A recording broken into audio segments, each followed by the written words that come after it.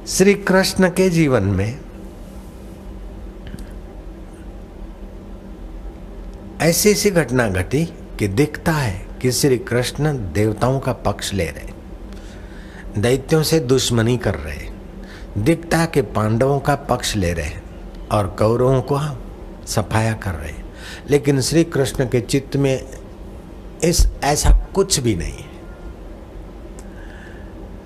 उत्तरा के गर्भ में शिशु की मृत्यु हो गई। श्री कृष्ण ने कहा कि मैंने पांडवों के साथ राग न किया हो तो, कौरवों के प्रति मेरा द्वेष न रहा हो तो, संधिदूत होने के पहले से लेकर अभी तक महाभारत की युद्ध की घड़ियों के वेले तक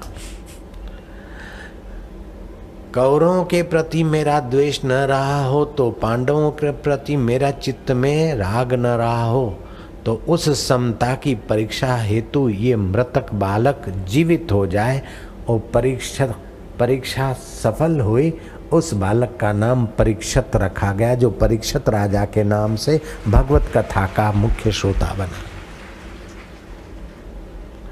आप दाएं हाथ से अच्छा काम कर लेते और बाएं हाथ को चुंडी मार देते हैं, मवाद निकाल देते हैं और दूसरी कोई जहरी दवा लपेट लेते हैं, तो दिखेगा कि आप बाएं हाथ से द्वेषपूर्ण व्यवहार कर रहे हैं और दाएं हाथ से खा भी रहे हैं और सिर आंखें चढ़ा रहे हैं, दिखेगा। लेकिन आपका दाएं हाथ से द्वेष नहीं है, बाएं से राग नहीं है, उनकी आवश्यकता है ऐसा आप व्यवहार कर रहे हैं। भगवान और महात्मा भी ऐसा व्यवहार करते हैं। आप भी अपने बेटे बेटी, नौकर चाकर, सेठ साहूकार जिनसे मिलो उनकी आवश्यकता के अनुसार व्यवहार कर लो। उनके प्रति द्वेष भी न उभरे, राग भी न उभरे, लेकिन उनका हित और काम हमारा हो तो आप व्यवहार में महात्मा बन जाएंगे। नानक बोले सहज स्वभाव, साईं बोले सहज स्वभाव, बापू बोले सहज स्वभाव। आप स्वाभाविक चेष्टा करिए, सहज स्वभाव रहिए, आपको आराम मिलेगा। आराम, राम में आराम मिलेगा। तुल्य निंदा स्तुति मौन, सुखम वा यदि वा दुखम स योगी परमो मता, आत्मोपमेन सर्वत्र समम पश्यति यो अर्जुना। सुखम वा यदि वा दुखम स योगी परमो मता।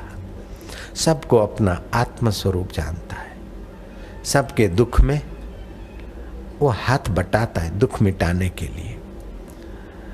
जैसे अपने शरीर के लिए आप स्वास्थ्य चाहते हैं, अपनी मन की प्रसन्नता चाहते हैं, अपनी बुद्धि को ऊंचा देखना चाहते हैं, आपको ज्ञान हो गया तो आपके संपर्क में जो भी आएगा उनके भी स्वास्थ्य का, मन का और बुद्धि का ऊंचापन आप करने में लगेंगे। लेकिन आपको मैं विचारों पर दया कर रहा हूँ अथवा इनको ऊंचा उठा रहा हूँ, ऐसी अहंता ममता नहीं रहेगी, आपका सहज स्वभाव हो जाएगा।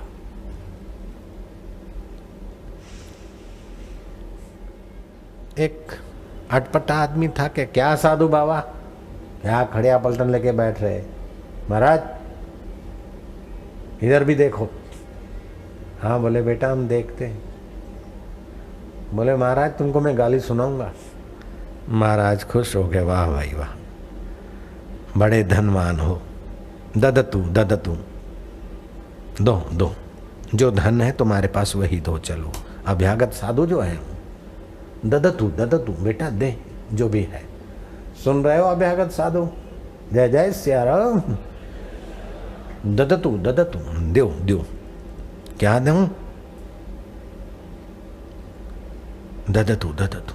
अरे महाराज क्या ददतु ददतु? गालिर गालिर मंतो भवंतः, तुम गालियों के धनवान हो तो गालियां ही दे दो, कुछ न देने की अपेक्षा कुछ तो दे रहे हो बाबा को। ठीक है बेटा, भगवान तुम्हारा मंगल करे।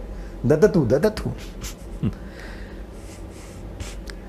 गालिर गाली मंतो भवंतः, तुम गालियों के धनवान हो तो गालियां दे दो। आप अपने चित्त को झंझट प्रूफ, द्वेष प्रूफ, राग प्रूफ कराओ तो आपका चित्त चैतन्य का स्वरूप में प्रकट होने लगेगा। तुल्य निंदा स्तुतिर मौने। ये निंदा कर रहा है तो ये निंदनीय मेरे हाड़ मांस के शरीर की निंदा कर रहा है।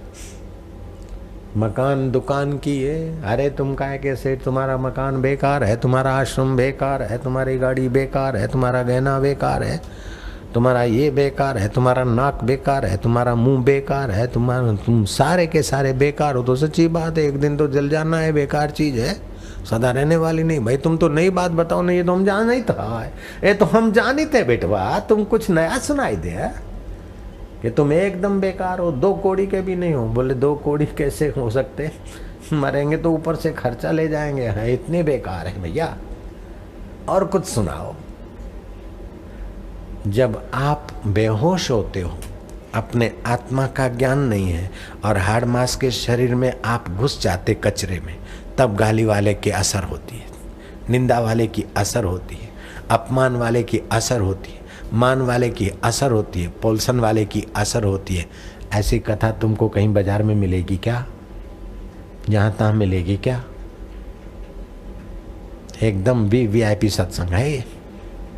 हम कहित है न चकाचक माल है।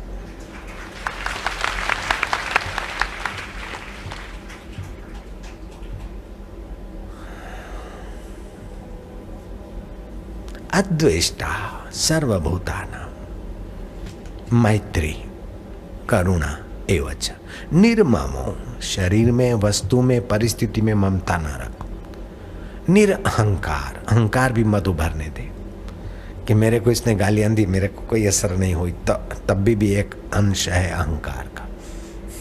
मेरे को असर नहीं हुई, ये भी एक असर होने की जगह से बोल रहा है। मुझे गाली 200, मेरे को असर नहीं होगी, हम काहे को अपना मुंह खराब करें भाई। मोतीलाल को इनकार कर दिया। एक बार पंडित नेहरू को कंधा पकड़ते हिलाते हुए मदन मोहन मालवीय ने इलाहाबाद में कहा, नेहरू सुन लो मिस्टर नेहरू, ये देखते हो हिंदुओं की आस्था श्रद्धा प्रयाग में कैसे नहा रहे कुंभ के मेले में। एक खास बात सुन ले, दोस्तों की नई बातचीत करना। पंडित एक बात खास सुन लो, हिंदुस्तान पर वही लोग राज कर पाएंगे जो हिंदुओं की आस्था का आदर कर पाएंगे।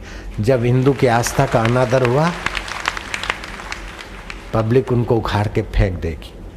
और ये बात कांग्रेस को अब समझ में आ रही है और हिंदुओं की आस्था का अब वो फायदा उठाने के रास्ते पर लग पड़े हैं। जय राम जी की।